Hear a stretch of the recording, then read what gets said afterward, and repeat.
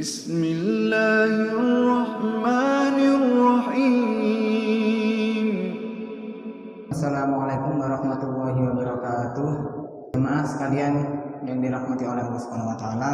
Dalam kesempatan kali ini saya akan memulai mengaji masalah fikih dari yang paling dasar. Sebagaimana umumnya kitab-kitab fikih itu ya dimulai dari yang paling dasar, yaitu tentang masalah toharo atau masalah bersuci. Sehingga dalam kesempatan kali ini saya ingin memanfaatkan untuk mengaji kitab Al-Maidah ayat ke-6. Satu ayat saja, tapi di sana adalah ayat utama atau ayat pokok, dalil pokok tentang masalah toharo di dalam ibadah kita. Ya ayyuhalladzina amanu, wahai orang-orang yang beriman, idza qumtum ilas sholati, jika kalian hendak melaksanakan sholat, faghsilu wujuhakum wa aydiyakum ilal marafiq, maka cucilah atau basuhlah wajah kamu serta tangan kamu ilal marafiq hingga kedua siku-siku. Wamsahu biru'usikum, kemudian basuhlah atau usaplah biru'usikum, yaitu kepala kamu, wa arjulakum, dan kaki kamu ilal ka'bain, hingga kedua mata kaki. Wa in kuntum junuban fattahharu, dan jika kalian dalam keadaan junub, fattahharu, maka kalian bertoharolah, bersucilah. Itu nanti akan kami sampaikan penjelasannya secara bertahap. Saya baca dulu ayatnya. Wa in kuntum mardho, dan jika kalian dalam keadaan sakit, au ala safarin, atau kalian dalam keadaan safar, bepergian, au jaa ahadukum minkum minal ghaid, atau kalian buang air, di sini konteksnya buang air besar, au lamastumun nisa, arti daripada lamastumun nisa nanti ada setidaknya dua madzhab besar. Kalau secara umum ada 4 madzhab besar, nanti juga akan kita sampaikan. Au lamastumun nisa, kalau dalam fikih kalau dalam terjemahan ayat Al-Qur'an umumnya itu diterjemahkan menyentuh wanita, menyentuh perempuan. Kalau di sini ini bukan kitab terjemahan, jadi tidak ada, tapi umumnya kalau di kitab terjemahan itu nanti diterjemahkan dengan atau menyentuh perempuan. Tapi kemudian umumnya ada penjelasannya kecil tentang perbedaan masalah penafsiran kata daripada lamastumun nisa. Saya lanjutkan dulu. Falam tajidu ma'an, dan apabila tidak mendapatkan air, fatayammamu sha'idan thayyiba, maka hendaklah bersuci dengan debu yang bersih, yang baik. Famsahu biwujuhakum wa aydiyakum minhu, dan kemudian sapulah atau basuhlah biwujuhikum ke wajah kamu, wa aydiyakum minhu, serta tangan kamu hingga kedua tangan kamu. Ma yuridu wa liyaj'ala 'alaikum min kharajin walaki yuridu litahhirukum walitumma nikmatahu 'alaikum la'allakum tashkurun, dan sesungguhnya Allah tidak ingin merepotkan kamu dengan perintah tersebut, tapi sesungguhnya Allah ingin mensucikan dirimu dan ingin menyempurnakan nikmat kepadamu. Alaikum la'allakum tashkurun, semoga engkau menjadi hamba yang bersyukur. Baik, kita mulai bahas tentang masalah toharo ini. Ya ayyuhalladzina amanu, wahai orang-orang beriman, idza qumtum ilas sholati, jika kalian hendak melaksanakan sholat. Ini nanti sehingga kita akan memahami usul fikih atau dasar. Kenapa sih kemudian ketika di beberapa madzhab itu memiliki perbedaan pendapat atau perbedaan fikih dalam masalah wudhu. Nah, itu kita bisa pahami daripada usulnya, kaidah usul. Jadi dalam ajaran Islam itu ada namanya usul fikih, ada namanya fikih. Kalau usul fikih itu dalil atau pengambilan dalil. Kalau fikih itu produknya.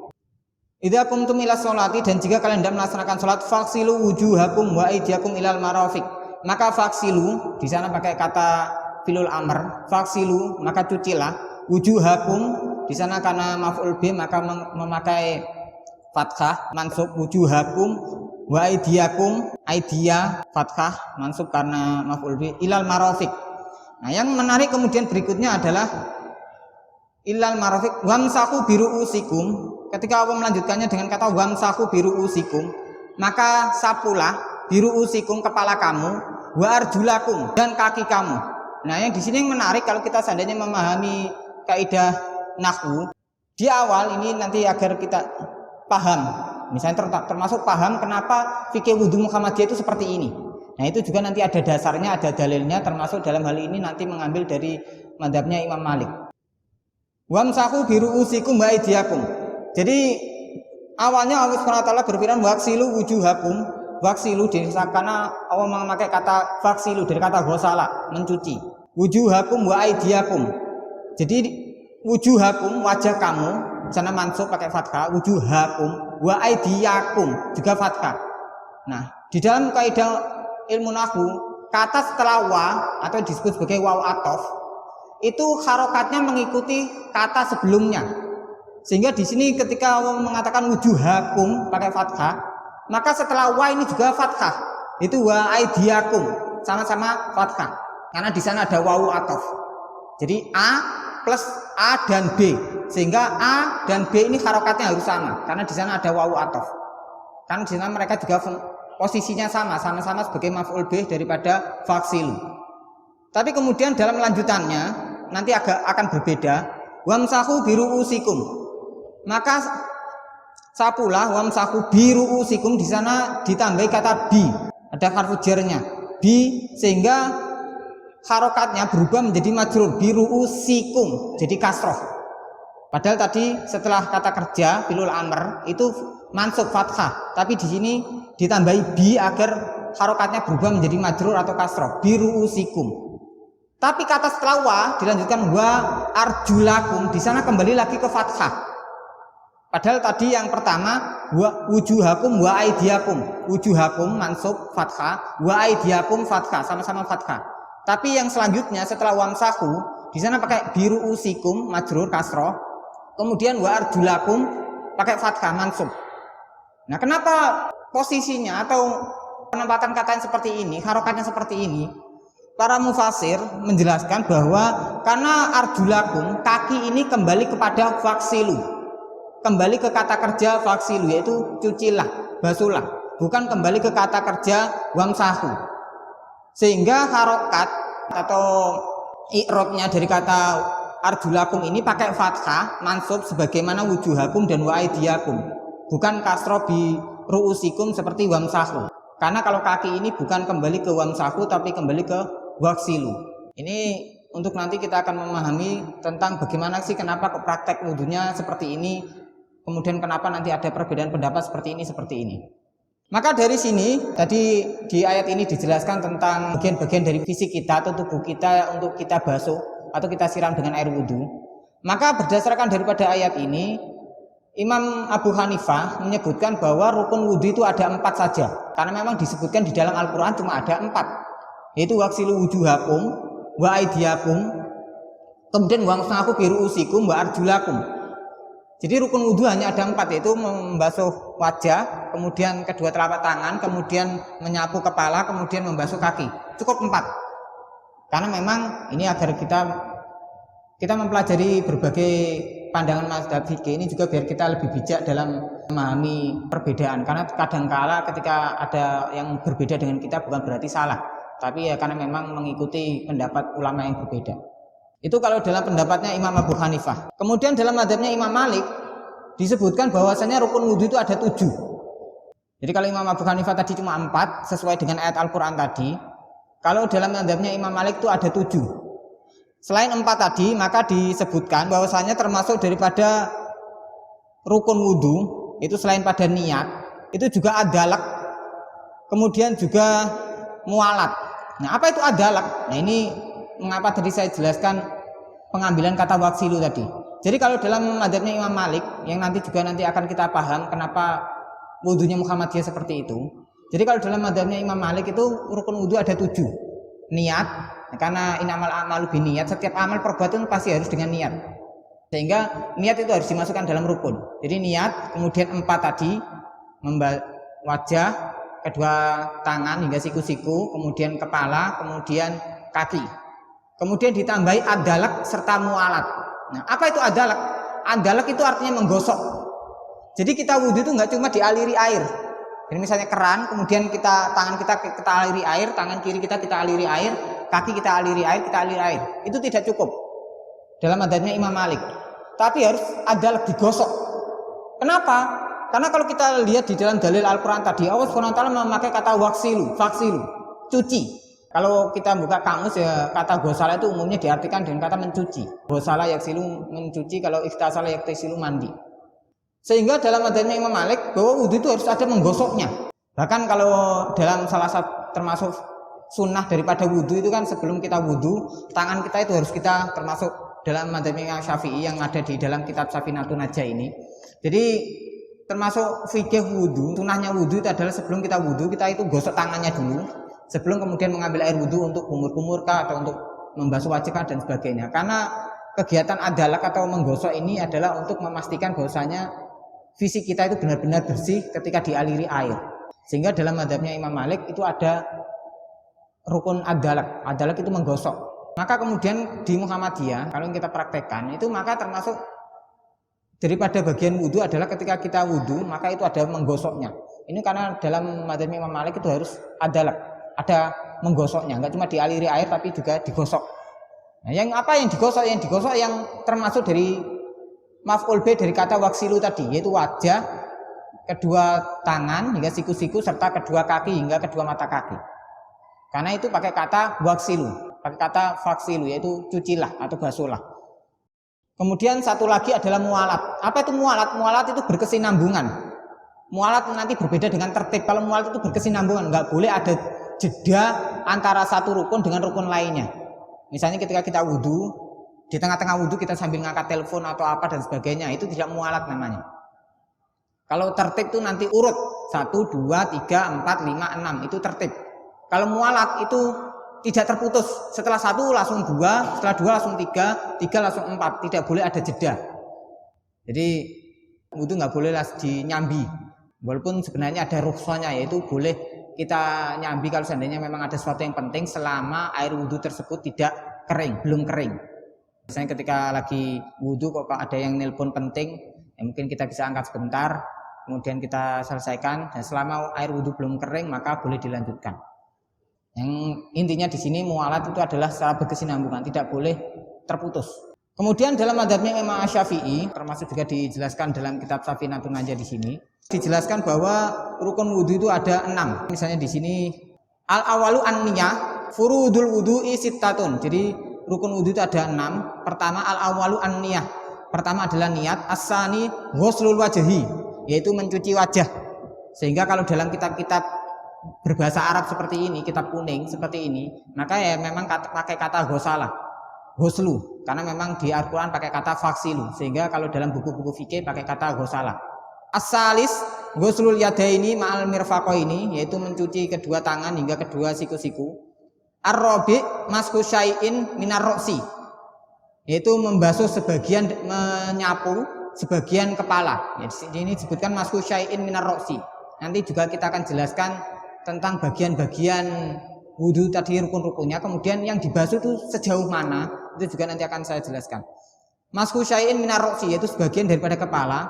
Wal khamis ghuslu rijlaini ma'al ka'bain, yaitu mencuci kedua kaki hingga kedua mata kaki. As-sadis at-tartib, yang keenam adalah tertib.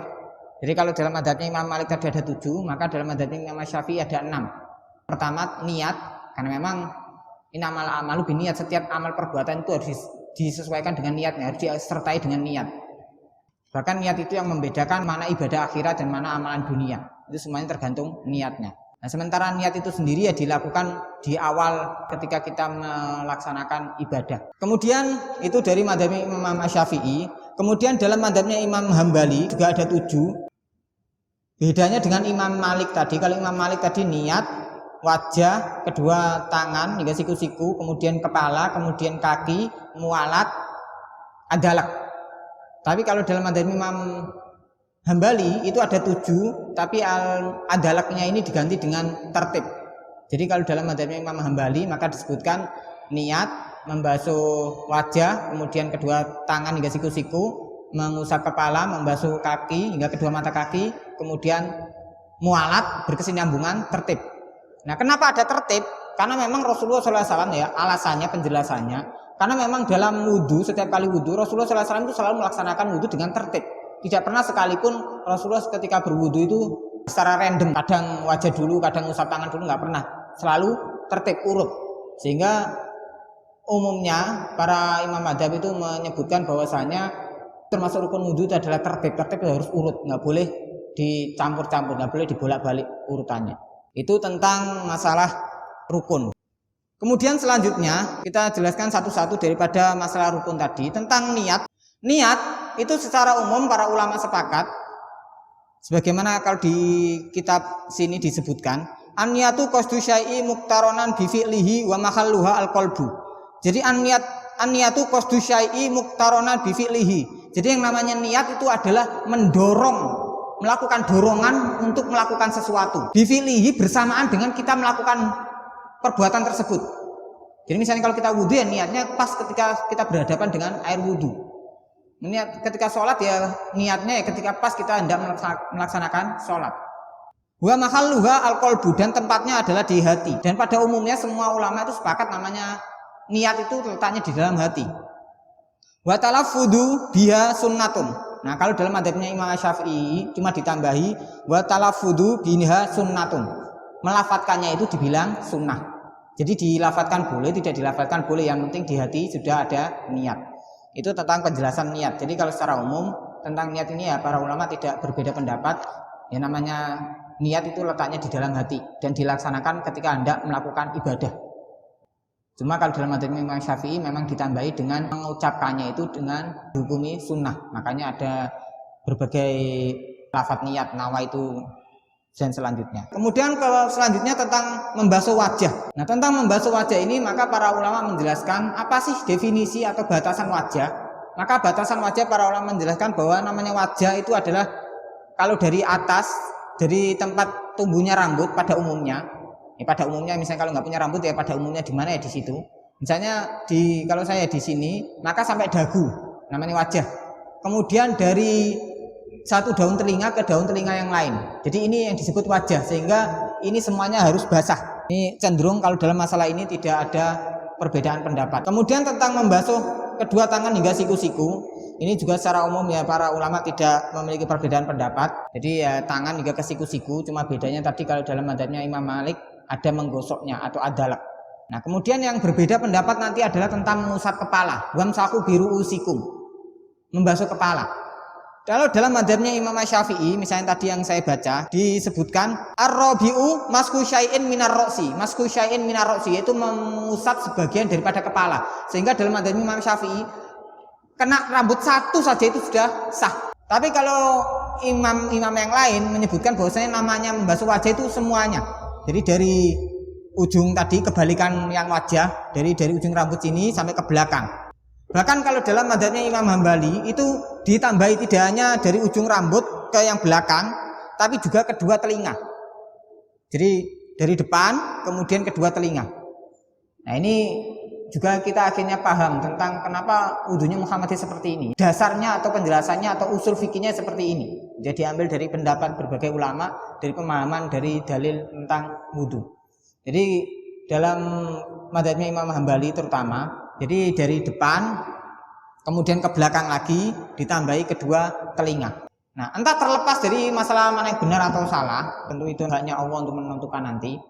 Tapi paling tidak keunggulan kita untuk melaksanakan tata cara wudhu yang ini itu dengan mengambil dari madzhab Imam Hambali tadi, yaitu dari depan ke belakang, kembali ke depan lagi, kemudian kedua telinga.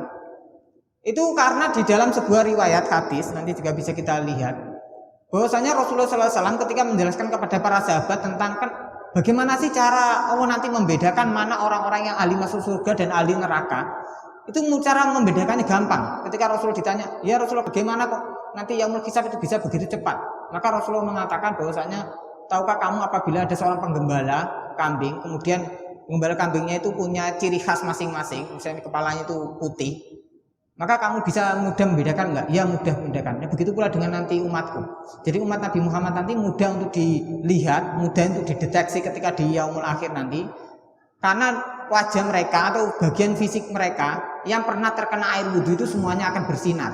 Sinar itulah yang akan menjadi penanda kita sebagai ahli surga, kita sebagai umat Rasulullah SAW. Makanya tidak heran kalau misalnya kita pernah ngaji dari ulama-ulama atau kiai-kiai atau ustadz-ustadz dari madzhab Imam Syafi'i, bahkan dari mereka juga banyak yang menyarankan untuk wudhu dengan gayanya Muhammadiyah tadi. Jadi walaupun dalam madzhab Imam Syafi'i satu rambut itu sudah sah, tapi banyak para kiai, termasuk karena saya juga pernah belajar dari beberapa kiai dari kalangan Nahdiyin atau dari madzhab Imam Syafi'i, itu juga mengajarkan wudhu seperti gaya Muhammadiyah. Jadi dari depan ke belakang, ke depan lagi, kemudian kedua telinga.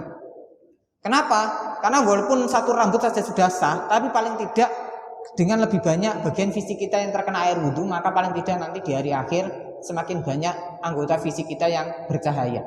Itu tentang mengusap kepala. Kemudian tentang mencuci kaki hingga kedua mata kaki, itu tidak ada perbedaan pendapat. Umumnya kaki hingga kedua mata kaki, cuma bedanya tadi ada yang menggosok, ada yang cukup disiram. Kemudian tertib yaitu urut. Nah, kemudian tentang masalah wudhu ini lainnya, sebelum kita lanjutkan. Jadi tentang masalah wudhu lainnya ini juga para ulama menjelaskan bahwa dalam hal wudhu yang wajib itu hanya sekali, yang pertama. Yang kedua dan ketiga itu sunnah. Maka sebenarnya sah kalau kita wudhu cukup sekali. Wajah sekali, tangan sekali, kepala sekali, kaki sekali sudah cukup sah. Yang kedua, ketiga itu sunnah. Ini bukan untuk kita praktekkan untuk kemudian wudhu hanya sekali, tapi untuk kita tahu dalilnya, untuk tahu fikihnya. Karena kalau tahu fikihnya nanti juga kalau kita bahas lebih lanjut itu nanti masalahnya bisa panjang. Misalnya contoh dalam masalah air. Masalah air itu kan ada namanya air kolilun, ma'un kolilun, wa ma'un kasirun, air yang banyak dan air yang sedikit. Ma'un kolilun, air yang sedikit itu adalah air yang kurang dari 2 kulah. Kulah itu ukuran atau volume yang dipakai di zaman Rasulullah. Namanya air sedikit itu air yang terdiri dari kurang dari 2 kulah. Kalau yang air banyak itu air yang lebih dari 2 kulah. Nah, kalau menurut kajiannya ulama Indonesia itu 2 kulah itu biasanya diistihati dengan atau dihitung kira-kira 270 liter.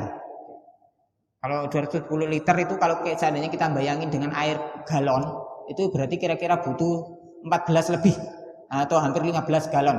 Itu baru disebut 2 kulah. Misalnya seperti ini. Jadi air itu ada namanya air mustakmal. Air mustakmal itu air yang sudah kepakai. Air mustakmal itu air suci tapi tidak bisa mensucikan. Nah, kalau air yang kurang dari 2 kulah tadi kecipratan wudhu yang pertama, maka dia menjadi air mustakmal. Karena wudhu pertama tadi wajib. Tapi kalau cuma misalnya kesiram air wudhu yang kedua dan ketiga, maka itu masih boleh. Karena yang kedua dan ketiga itu sunnah. Kadang kita perlu tahu pentingnya mana yang wajib, mana yang sunnah. Berikutnya adalah tentang beberapa hal yang membatalkan wudhu.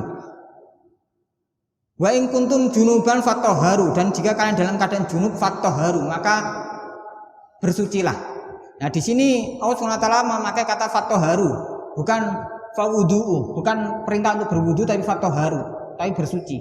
Kenapa? Karena memang dalam masalah junub itu adalah hadas besar, sehingga cara bersucinya tidak dengan wudu tapi dengan mandi. Nah, mandi itu sendiri sebenarnya kalau dalam penjelasan para ulama, rukun mandi itu sebenarnya hanya 2. Ini juga misalnya di sini disebutkan furudul husli isnani.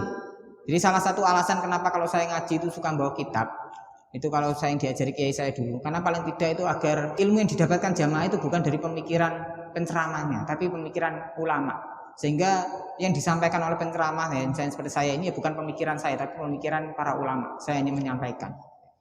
Sehingga yang didapatkan para jamaah itu orisinil dari pemikiran-pemikiran atau khazanah-khazanah yang dimiliki oleh para ulama. Misalnya di sini disebutkan furudul husli isnani an-niyatu wa ta'mimu al-badani bil ma'i. Jadi sebenarnya pada dasarnya rukun mandi yaitu niat dan membasahi seluruh anggota badan. Tapi walaupun begitu pada dasarnya ada aturannya. Nah, itu dianggap sunnah ataupun wajib. Kalau di dalam toharoh kitab Toharoh Muhammadiyah itu juga disebutkan ya, ada pembahasannya. Ini karena kebetulan tidak ada, jadi misalnya bisa saya bacakan dari file yang saya miliki. Kalau masalah mandi itu juga secara umum rukunnya itu cuma ada 2, tapi tata caranya tentu saja ada ajarannya yang dicontohkan oleh Rasulullah. Dimana kalau yang dicontohkan oleh Rasulullah adalah ketika beliau mandi junub, maka urutannya adalah mencuci kedua tangan. Ini yang ditulis di dalam HPT Himpunan Putusan Tarjih Muhammadiyah. 1, mencuci tangan. Ini berdasarkan dari hadis muttafaq alaih. Muttafaq alaih adalah hadis dengan derajat tinggi karena diriwayatkan oleh Imam Bukhari dan Imam Muslim. Kemudian 2, mencuci farji atau kemaluan. 3, berwudu seperti wudu untuk sholat. 4, menyiram air ke kepala hingga merata atau keramas sambil menguceknya sampai ke dasar kulit kepala.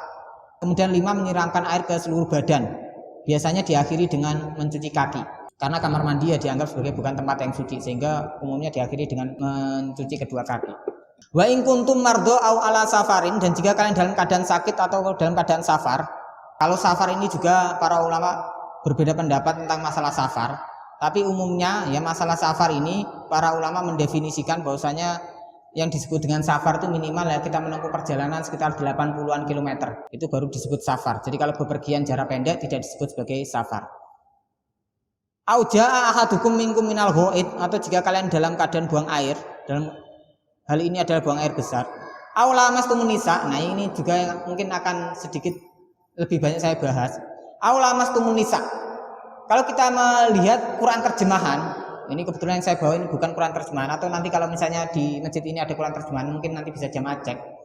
Umumnya kalau di dalam Quran terjemahan itu diartikan, kalau arti utamanya adalah, terutama karena kita orang Indonesia ini madzhab Imam Syafi'i, au lamastumun nisa ini diartikan sebagai apabila kalian menyentuh perempuan.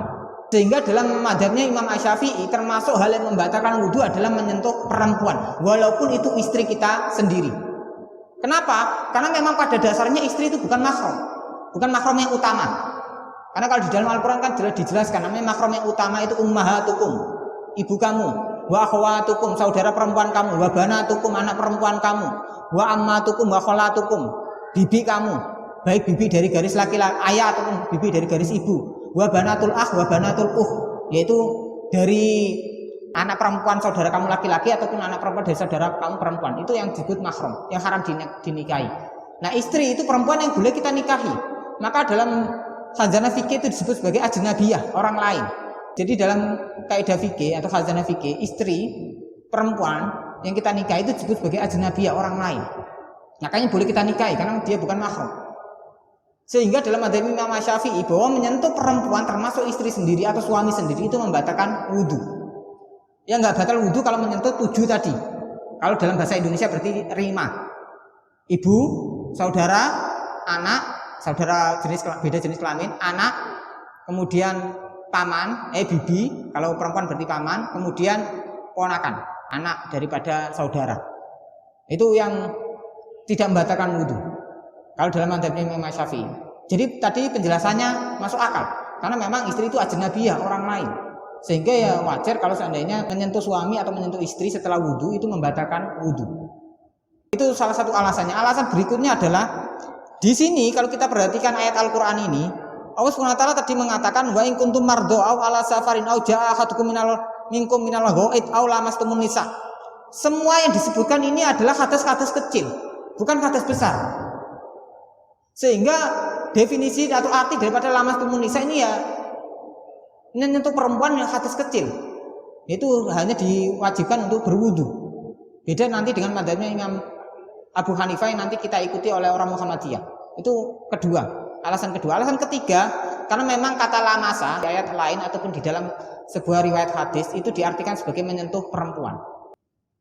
Nah, kemudian kalau kita di Muhammadiyah mengikuti madzhabnya Imam Abu Hanifah, kenapa kok kalau di Muhammadiyah itu suami istri bisa bersentuhan tangan, bisa boncengan, tidak membatalkan wudhu? Karena kita mau mengikuti madzhabnya Imam Abu Hanifah, dan madzhabnya Imam Abu Hanifah itu juga masuk akal. Kenapa? Karena memang di dalam setidaknya 3 hadis sahih diriwayatkan oleh Imam Bukhari dan Imam Muslim, bahwasanya Aisyah radhiyallahu anha di dalam riwayat-riwayatnya itu menceritakan bagaimana Rasulullah SAW juga pernah menyentuh istri beliau itu Aisyah radhiyallahu anha ketika sedang sholat atau sedang hendak melaksanakan sholat.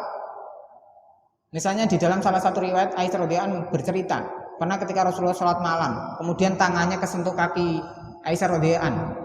Kemudian Aisyah radhiyallahu anha menarik kakinya agar tidak kesentuh tangan Rasulullah. Tapi Rasulullah walaupun kesentuh kaki istrinya tetap lanjut sholat. Kemudian di riwayat lain Aisyah radhiyallahu anha menceritakan bagaimana Rasulullah pernah mencium kening beliau sebelum sholat dan beliau tidak wudhu lagi. Sehingga dari sana kemudian Imam Abu Hanifah berpendapat bahwasanya bersentuhan dengan perempuan itu tidak membatalkan wudhu. Kemudian kita akhirnya mengetahui tentang perbedaan pendapat, sehingga kita ketika ada perbedaan masalah ini ya kita selain paham asal usulnya juga paham perbedaannya. Falam tajidu ma'an, dan jika kalian tidak mendapatkan air, fatayammamu sha'idan thayyiban, maka kalian hendaklah bertayamum dengan debu yang baik. Itu barangkali bisa saya sampaikan, mungkin belum lengkap karena memang waktu kita terbatas, tapi ya semoga bermanfaat. Mohon maaf jika ada kesalahan dan kekurangan, itu yang bisa saya sampaikan. Terima kasih. Ana tatim hadzal majlis bi qiraati kafaratul majalis. Subhanakallahumma wa bihamdika asyhadu an la ilaha illa anta astaghfiruka wa atubu ilaik. Wa subhana rabbika rabbil izzati amma yasifun wa salamun alal mursalin walhamdulillahi rabbil alamin. Wassalamualaikum warahmatullahi wabarakatuh.